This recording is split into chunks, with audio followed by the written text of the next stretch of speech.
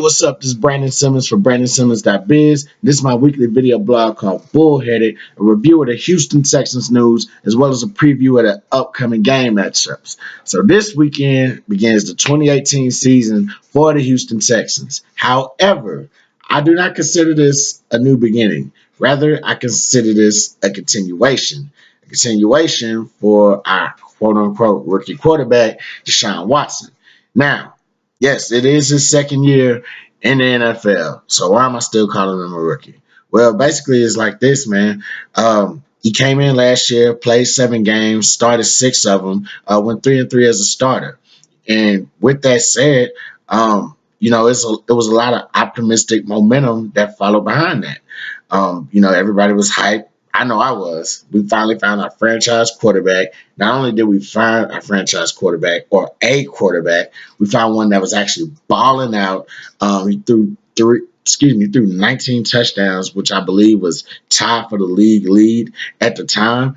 And so, we had somebody that was, on the offensive side of the ball, other than DeAndre Hopkins or Will Fuller, that was, capable of really doing some damage at one of the most important positions in the league, I might add. So, but of course, shit just happens to the Texans. So his injury came about after the Seahawks game, and it just seemed to shut everything down. I mean, it was bad enough that we already lost Watt for the year. Merciless was already out as well with their injuries. So now here we are with our future franchise quarterback suffering a knee injury similar to the one that Teddy Bridgewater had, and he's still never really, kind of recovered from that. But as far as our quarterback goes, it just seemed to shut down everything for the team. After that Seahawks game, we went 1-8 to finish the season, and so it just really was not a good season, obviously. But it was the type of bad season that it just deflates you, and it was just heartbreaking. I guess that's the word I would really use. But all that's done, all that's in the past. It's a new year. And so with that being said, this weekend we got the Patriots. And so the Patriots, the Patriots are the Patriots. Been like that for almost damn near the last 20 years. But it's a good thing that we're facing them this weekend, because it's going to be a big test for Watson. So, I mean, he got that injury last season, so he's obviously hasn't practiced much, which has left him a little bit more time to kind of go in, probably study some plays, probably look at the game from a sideline point of view, because there's a lot. I'm pretty sure it's a lot different than, I'm pretty sure it's different looking at the game, from the sidelines or on film, as opposed to actually being in there and trying to learn something while everybody's going 100 miles an hour around you. So he actually had a chance to kind of just step back and soak up the playbook a little bit. So I just want to see, as far as this weekend, I want to see what has he learned so far? What has he learned about, reading defenses, reading what throws to make, what options he has to dump the ball off. Another thing that I'm going to try to see what he's been tested about is tweaking his game. He really wasn't, in the games he did play, he's a dual threat quarterback, but he really wasn't just rushing like that. There would probably be a couple plays here and there where he might get a couple yards, but he really wasn't just reckless with trying to scramble or run with the ball. So I don't know if he needs to really tweak his game for that matter, or if that knee injury is just kind of seeped in and just seeped in the back of his mind and just be nah, don't run, just stay in the pocket or whatever, all this other stuff. But definitely, if he does tweak it, I just hope he just kind of, I hope it's more for him taking more chances with the football, throwing the football down the field.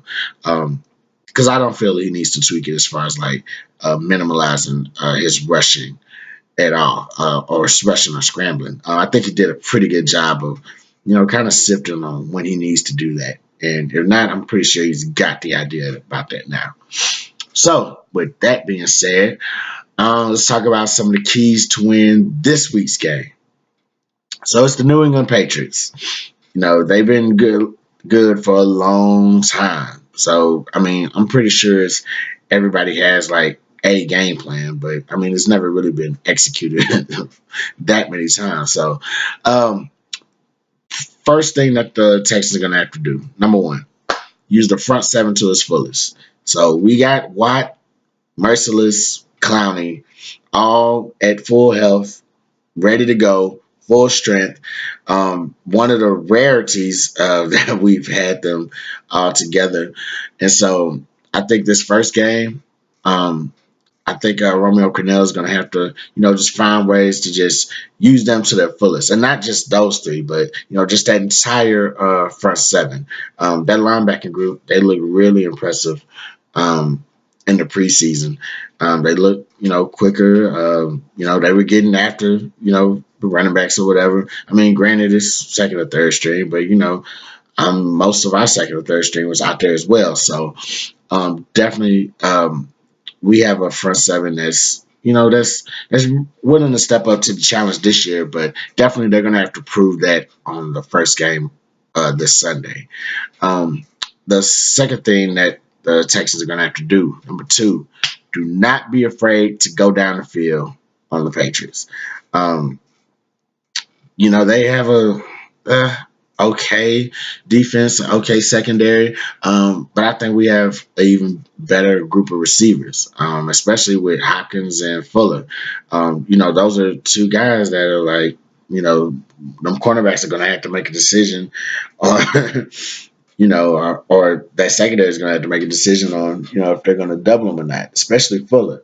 Now that he's back with his speed, he's going to I believe he's going to make a very big impact this season. And once again, it's going to start this week. So, yeah, he's back from his injury. So let's go ahead and get him going early on and see what we can do down the field. It's going to take a lot of, I mean, I want to say you can't be timid against going against the New England Patriots at all. You have to show some form of aggression. I know everybody has the whole moniker about, oh, you have to hold the ball, do ball control, and keep the ball out of Tom Brady's hands. Yeah, that's all true, but still, you're going to need to be aggressive in order to get some touchdowns on the scoreboard against the Patriots as well, because that's really the only way you can just truly beat them. Last thing the Texans need to do, number three, create turnovers. Yes, Romeo Crennel back at defensive coordinator, just like he was in 2016.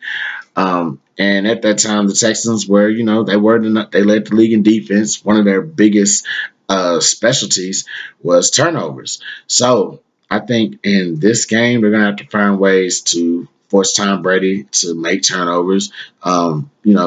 Force those running backs to fumble or whatever. Just find ways to make the Patriots turn the ball over. Basically, they're going to have to get that takeaway game up big time. And it just goes back to the thing I was mentioning, how teams are like, oh, you need to take the ball out of Tom Brady's hands. Yeah, turnovers is one way to do it. It's pretty much giving your team, as much possessions as they can, or giving your team as much chances as they can to put the ball into the end zone to win the game. So definitely, if out of all these three, I think turnovers was probably the best for last type of deal on this list. So if they can get the turnovers going, if the Texans defense can create turnovers and everything, then without a question, I think they'll be able to win this game. But that's all I have for today. I'm Brandon Simmons for BrandonSimmons.biz. Hope we get this W. Holla.